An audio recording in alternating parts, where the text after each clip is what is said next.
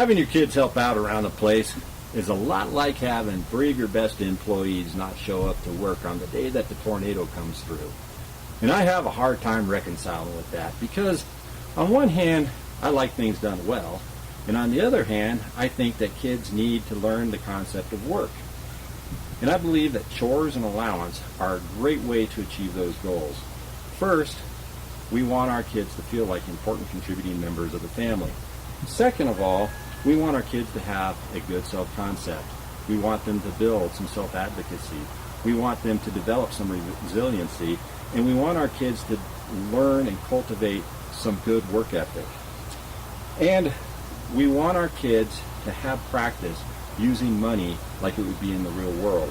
So chores and allowance are a way to achieve those goals.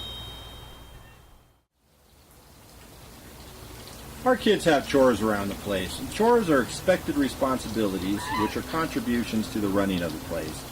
Everybody at our house has some sort of responsibilities. Mom and I, we go to work so that we can make the money to run this outfit. We go shopping, we pay the bills, we pay the mortgage, we repair the broken stuff, and we drive the kids to and fro. Personally, my favorite chores are picking up the dog poop and working in the chicken coop because nobody ever bothers me and I'm left alone to my thoughts.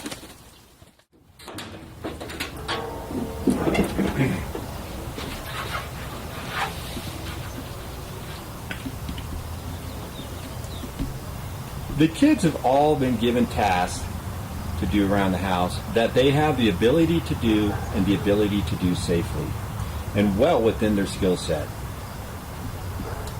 Tasks like feeding the animals, watering the plants, cleaning the cat boxes, and cleaning up the community areas within the house.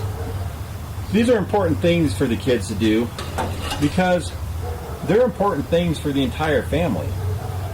We want our kids to feel important, and we want to send a message to our kids that you just don't live here, guys. You have a very important role to play around here. And the things that you do are important because you are important to us. Honestly, it's a rare day that the kids jump up enthusiastically to get to work. There's some prodding that takes place. And I don't want to misdirect you into thinking that getting the kids to get up and do their stuff is easy. And at times, it's an all-out catfight. It seems like the more energy I put into poking and prodding the children, the more energy they put into resisting. Seems like there's a lesson for me to learn in there somehow. It's like Isaac Newton's laws of physics applied to human psychology, I suspect. To be fair, it can take some poking and prodding to get me up and doing my chores as well. I guess that's just the nature of the human condition. But I do know that a little love and a little empathy can be a gentle nudge to get me up and going to do my chores. I know that things will get done and the kids will do their chores.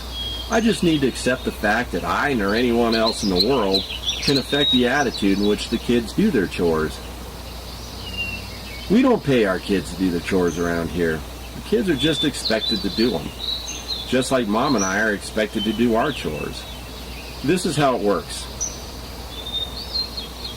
If one or both just doesn't feel like doing their chores, they're welcome to pay Mom or I or someone else to do their chores for them. That's how we do things. You don't feel like doing your chores? Hire someone to do your chores.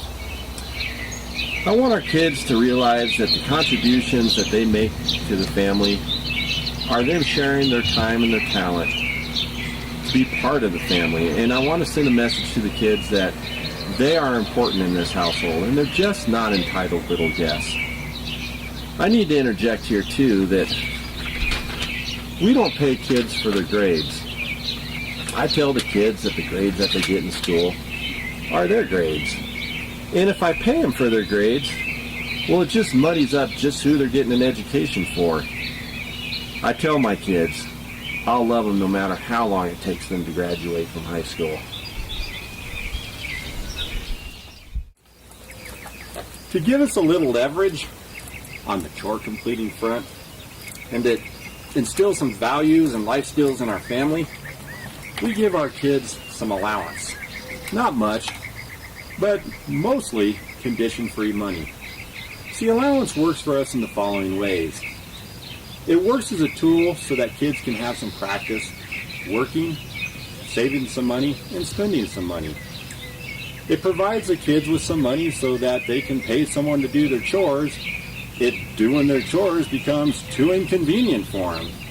And 3, allowance gives the kids money so that they can pay their parents for things like wasted food and wasted toilet paper, or replacing and repairing things that they broke, or even paying the parents because they hassled their ears with whining on a long car trip. See, allowance becomes a great tool for setting boundaries with some logical consequences. To summarize, if you want something done right, you'd probably be best off hiring a professional or doing it yourself. But if you want to teach your kids some values, some work ethic, then chores and allowance are a great avenue to that end. See, kids need to feel like contributing members of the family. They need to feel like what they do around the house has purpose. And they don't need to feel like entitled little guests in your house. Secondly, chores are good for a kid's self-concept. It builds self-advocacy, reinforces resilience, and it cultivates a strong work ethic. Third, handing kids a little cash allowance is great for teaching them the rules of money and spending and saving. And it's also a great tool for setting boundaries using logical consequences. I'm sure we'll visit more on this a little later on, but just remember, if family life was easy, therapists would be out of work.